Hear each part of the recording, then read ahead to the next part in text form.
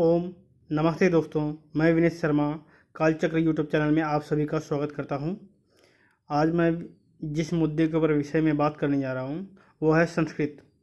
संस्कृत भाषा एक वैज्ञानिक भाषा है जिसको छोड़ना नहीं चाहिए था हम सभी भारतीयों को, मगर आज संस्कृत ना जानने के कारण हम इतने पीछे रह गए हैं। ये मैं आपको बता सकता हूँ कि हमारे संस्कृत नहीं जानने की बहुत बड़ी कीमत हम सभी ने चुकाई है। चलिए उसके पहले मैं बात कर लेता हूँ कुछ और भाषा की। आप जानते होंगे कि चीन में चीनी भाषा चलती है, जापान में जापानीज, अमेरिका में इंग्लिश चलता है, रशिया में रूसी भाषा चलती है, या इस तरह के जितने भी अरबी देश हो गए तो वहाँ पे अरबी उर्दू ये भाषा चलती है। तो उन सभी देशों में इंग्लिश नहीं चलने के कारण कोई आपत्ति तो नहीं है, वो लोग अभी भी विकास कर रहे हैं। फिर हम अगर इंग्लिश नहीं जानते हैं या हम, तो इसमें कोई बड़ी बात तो नहीं है। अगर आज जो भारत में एजुकेशन सिस्टम है वो फिर इंग्लिश हमें दिन प्रतिदिन क्यों रटा रहा है? क्या हम इंग्लिश जान करके ही अपने देश का विकास कर सकते हैं? चाइना को देख लीजिए, चाइना में बहुत सा कम ही लोग इंग्लिश जानते होंगे, मगर वो अपने देश में कितनी तरक्की कर रहे हैं। इसका कारण क्या है? इसका कारण, मुख्य कारण तो भाषा ही है। भाषा, अपने भाषा को भूल करके अगर हम विदेशी भाषाओं को रटने या पढ़ने में ज़्यादा ध्यान लगाएंगे तो इससे हमारा विकास नहीं होने वाला है, उसमें तो समय व्यर्थ ही जा रहा है हमारी। जितने भी आप देश देख लीजिए, विकसित देश है, जापान टेक्नोलॉजी में नंबर 1 है।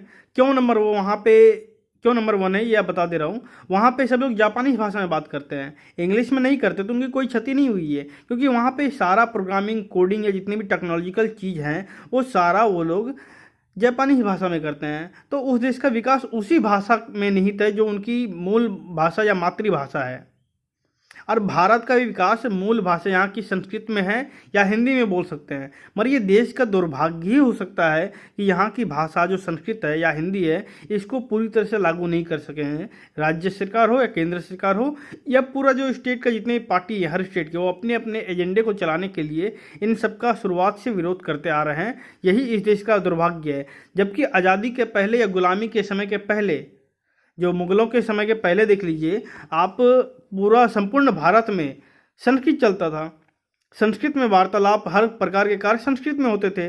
तो उस समय हमारे भारत का जो विज्ञान था, जो विज्ञान या विकास था, बहुत ही उत्तम था और बहुत ही आज के समय से बहुत ज़्यादा था। उस समय हम लोग सोने की चिड़िया बोल सकते थे अपने को, मगर आज हम लोग सोने की चिड़िया नहीं बोल सकते हैं। इसका कारण क्या है कि हमारा जो विकास होगा ना वो हमारे अपने भाषा में ही है। विदेशी भाषाओं को प्रयोग करके हम कभी अपना विकास संभव नहीं कर सकते, कभी कर नहीं सकते, ये सत्य बात है। अब मैं बात करने जा रहा हूँ देवनागरी लिपि, जो एक भारतीय लिपि है। इसमें अनेकों भाषाएं शामिल है, वो देशी हो या विदेशी।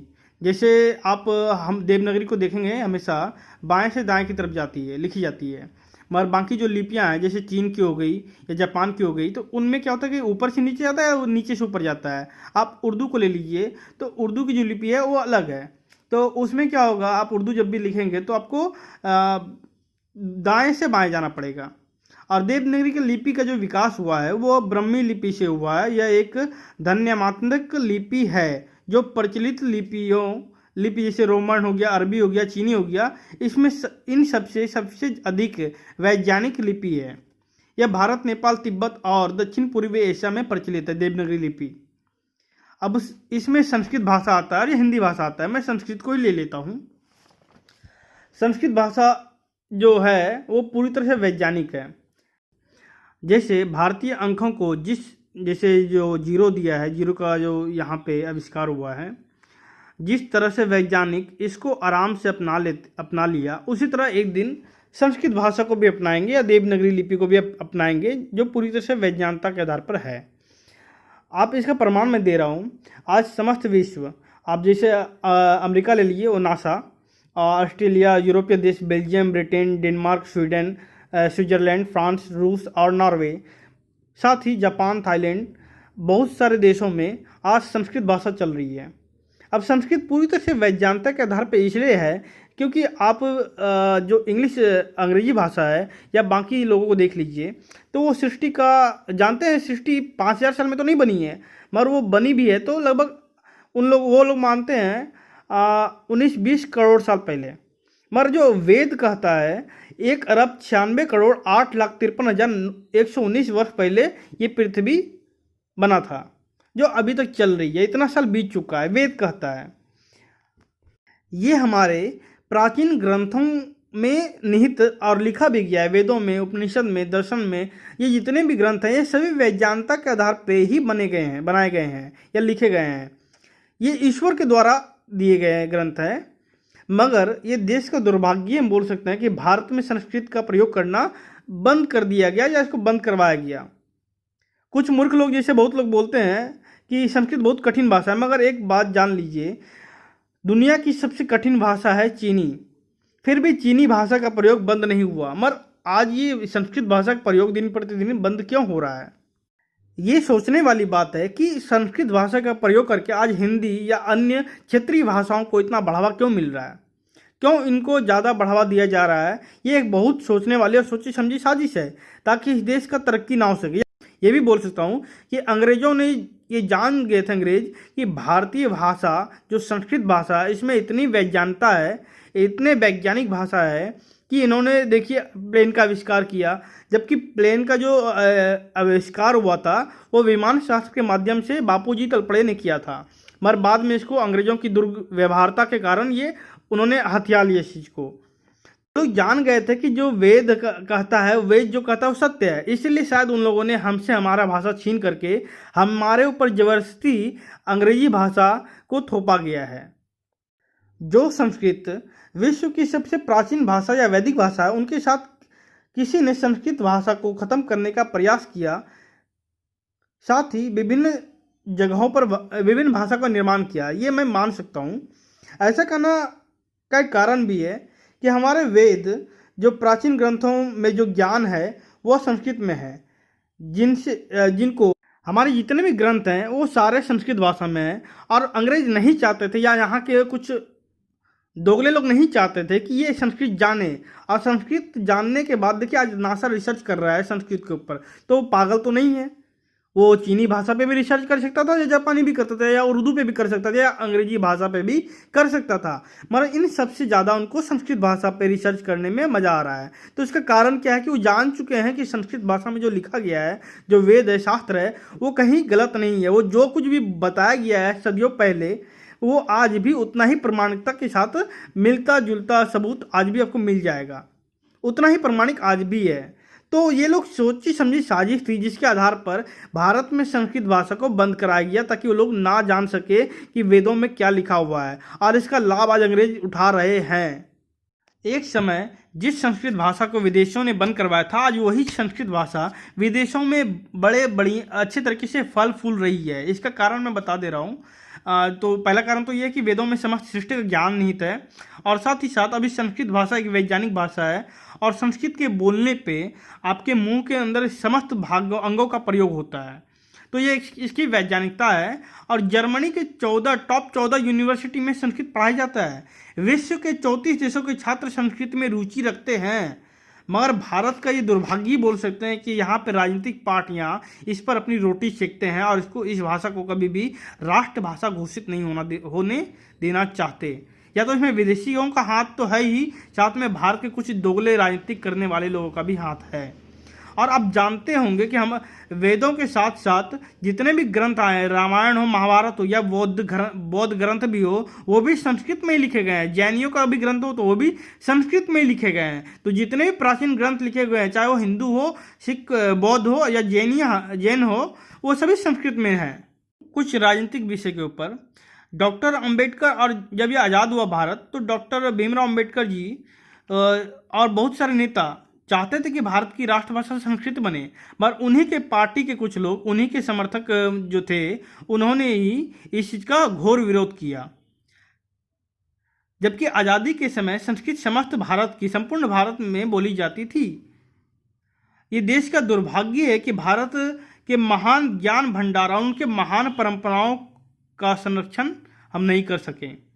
कुछ लोग मनगढ़ंत कहानी भी बनाते हैं, जैसे बोलते हैं आर्य विदेशी थे, ये विदेशियों का सिद्धांत है, इसका विरोध करना चाहिए। मगर ये सब अनर्गल बातें, ये कुछ इस तरह की बातें है ये नहीं है। सच्चाई तो यह है कि आर्य विदेशी नहीं थे, ये पुरातात्विक विभाग और साहित्यिक प्रमाणों के साथ निश्चिंत हो गया है। संस्कृत और वैदिक साहित्य मूलतः इसी भारत की मूल भाषा है, इसी भारत की भाषा है, कहीं विदेशियों से नहीं आई है। ये संस्कृत शब्द में दुनिया के कई भाषा मिल जाएंगे अभी के समय में, मगर अगर ये बोले कि दुनिया के भाषाओं में संस्कृत मिल जाएगा, संस्कृत के कुछ शब्द मिलेंगे, तो ये कभी नहीं होने वाला है, क्योंकि सबसे संस्कृत प्राचीन भाषा है और वैज्ञानिक भी है। भारत में कुछ लोग बोलते हैं कि ये मृत भाषा घोषित हो चुकी है, मृत भाषा है संस्कृत, और ये 1% से भी कम लोग बोलते हैं संस्कृत भाषा को या लिखते हैं। मगर ये आपको पता होना चाहिए कि लैटिन भाषा जो है, लैटिन भाषा वो मृत भाषा है और वो घोषित भी है, मगर उसी देश के लोग, यूरोपीय देशों के लोग लैटिन भाषा को पढ़ना और लिखना एक सम्मानजनक पद और सुशिक्षित होने का शर्त होता है। मगर भारत में यह विवाद क्यों होता है संस्कृत भाषा के ऊपर, तो इसमें बहुत बड़ी राजनीतिक साजिश है। लेकिन याद रखिए, एक दिन, या मैं ये बोल सकता हूँ कि आज नहीं तो कल विश्व में तो प्रमाण हो ही चुका है कि संस्कृत एक वैज्ञानिक भाषा है और समस्त सृष्टि इसको अपना रही है। आज 34-35 देश संस्कृत के ऊपर रिसर्च हो रहा है, उसके ऊपर पढ़ाई भी हो रहा है। मगर भारत का दुर्भाग्य बोल सकते हैं कि जब तक भारत अगर संस्कृत को नहीं पढ़ेगा, संस्कृत को हर जगह हर क्षेत्र में लागू नहीं करेगा, तब तक भारत का डेवलपमेंट होना संभव नहीं है। चाहे हम लोग कितना ही चिल्ला लें कि भारत एक दिन विश्व गुरु बनेगा, ये तब तक नहीं बन सकता जब तक भारत के प्रत्येक लोग संस्कृत नहीं जान लें, क्योंकि हर इंसान का विकास उसी के भाषा में, उसी के चीज़ में निहित है जो उनके पूर्वजों के द्वारा की गई हो। आप देख लीजिए, हमारे जितने भी महान शास्त्र हुए हैं, जैसे आप सुश्रुत को ले लीजिए, वो भी एक चिकित्सक थे। वो सबसे पहले सर्जरी का आविष्कार उन्होंने किया। चरक संहिता में देख लीजिए, बहुत सारी जड़ी बूटियों का वर्णन है। वेदों में देख लीजिए, ये आयुर्वेद जो लिखा गया है उसमें भी आपका संस्कृत में ही है। और उस समय भी आपको लगता होगा कि प्राचीन काल में जो सब लोग मर जाते होंगे, बहुत लोग ऐसे बोलते होंगे कि प्राचीन काल में कुछ था ही नहीं, सब अंग्रेजों की देन है, तो ये बड़ी मूर्खता वाली बात है। प्राचीन हजारों सालों से जो परंपराएं हमारी चली आ रही हैं, तो लोग जीवित कैसे रहे? उस समय भी तो बीमारियां होती होंगी, तो लोग जीवित किस आधार पर बचे? तो संस्कृत में इतना तो हिम्मत था या इतना तो दम था संस्कृत भाषा में कि उन्होंने सदियों से हमारे पूर्वजों को जीवित रखा और आज तक रखते आए हैं। मगर आज हम विदेशी भाषा को अपना करके अपने को जो गर्व महसूस करते हैं, ये सबसे बड़ी मूर्खता वाली बात है। मैं अपने बंधुओं से, अपने मित्रों से यही बोलना चाहूँगा कि वो लोग, आप संस्कृत भाषा बोलना स्टार्ट करिए या पढ़िए। इसके लिए सीखना है तो सीखिए। आप हिंदी भाषा का प्रयोग करिए। इंग्लिश भाषा को जितना आप छोड़ेंगे तभी उतना ही आपका तरक्की होगा। इसके ऊपर मैं दूसरा भी वीडियो बनाऊंगा, मगर सबसे पहले यही बात है कि संस्कृत को जितने हम अपने आत्मसात करेंगे उतना ही हमारा विकास होगा, क्योंकि हमारे वेद शास्त्र जितने भी हैं, जितने भी रहस्य छुपे हुए हैं, ये सब संस्कृत भाषा में ही हैं और सारे ज्ञान भी हमारे संस्कृत भाषा में ही है। तो हमें संस्कृत तो आना ही चाहिए। इसके लिए हमें गुरुकुलों में जाना पड़े तो पड़े। अगर आप सोचेंगे कि हम इसको नए मॉडर्न स्कूल में अगर देखें संस्कृत भाषा, तो वहाँ पे क्या होता है, संस्कृत तो पढ़ते तो हैं मगर लिखना बहुतों को नहीं आता है, इसके ऊपर वाक्य बनाना नहीं आता, क्योंकि ये गुरुकुलों में ही संभव है। ये विद्यालयों में जो आजकल के मॉडर्न स्कूल है इसमें संभव नहीं है। तो संस्कृत भाषा हमें गुरुकुलों से ही ग्रहण करना पड़ेगा, क्योंकि वहाँ की विचारधारा, दिनचर्या पूरी तरह से वैदिक है और जो हमारे स्कूलों की दिनचर्या होती है वो पूरी तरह से भिन्न होता है। तो हमें संस्कृत आने के लिए अगर गुरुकुलों में जाना पड़े तो वहाँ पे जाइए। और एक अगर ऑनलाइन क्लास ले तो ऑनलाइन भी क्लास होता है, मैं लिंक डिस्क्रिप्शन में दे रहा हूँ, आप वहाँ पे जा करके ऑनलाइन क्लास अटेंड कर सकते हैं। धन्यवाद। मैं इतना ही कहना चाहूँगा कि ये वीडियो अगर आपको अच्छी लगे, जानकारी से भरी लगे, तो इस वीडियो को शेयर करिए, ज़्यादा से ज़्यादा लोगों तक शेयर करिए और शेयर करिए। धन्यवाद।